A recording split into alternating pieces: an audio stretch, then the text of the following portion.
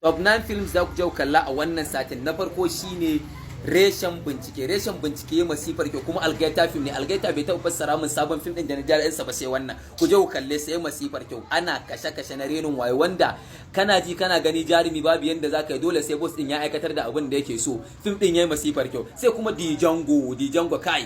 An ce kyan ɗaya gaji ubansa ko to wannan ya gaji uwarsa ce jarumar ƙarshe shi ma ya zo ya zama jarumin ƙarshe kai tsabar jarumtarsa cire mai hannu ake amma haka yake ganin bayan boss din film din ya masifar kyau. Sai kuma babun farko ya masifar kyau. Ta'addanci ake a film din nan, ta'addancin ya ɓaci tsabar ta'addanci fa jarumin kashe mahaifinsa yake mahaifiyarsa ta ce kamun daidai film din yayi masifar kyau. Sai kuma true love story da ake mutuwar kasko tsakanin mace da namiji kowa yana rasa rayuwarsa faka aje a kalli wannan fina-finan. Na farko tanka yayi masifar kyau, yanka makogaranta take shi kuma ya cika a cikin sauka film din ya masifar kyau. Shi kuma sansani kun san me yake faruwa, ruwa ne yake tafiya da jarumin ita kuma tun tana jirgin sama ma ta mutu. Film din kai oh my god zan iya karasa labarin nan mako. Makero ya masifar kyau ku je ku kalle sa. Shi kuma magani yake nema na yarsa ya nemi yanda zai nemi maganin boss din ne mugun karfi ne da shi da kyar suke kashe shi. Sai kuma cima zaune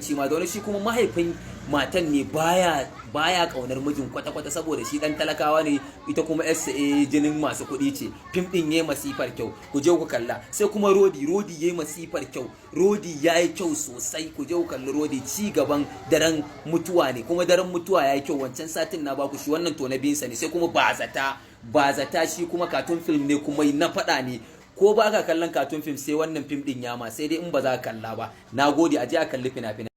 Yawa domin samun duk fina-finan nan da muka lissafo kai tsaye muna ɗora su a cikin Telegram channel ɗinmu za ku same su ga link nan a ƙarƙashin description kuna danna shi zai kai ku cikin Telegram ku kalla kamar haka.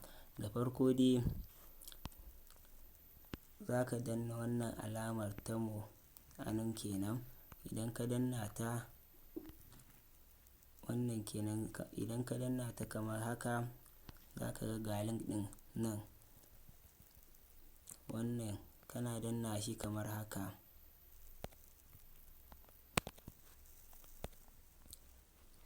to kun ga yanzu na danna shi da har zai kai ka cikin Telegram channel ɗin zai kawo ka nan sai ka zo ka danna wannan alamar ta joining shine ka yi joining ɗin a ciki muna ɗora sabon fina-finai za ku kalla kamar haka.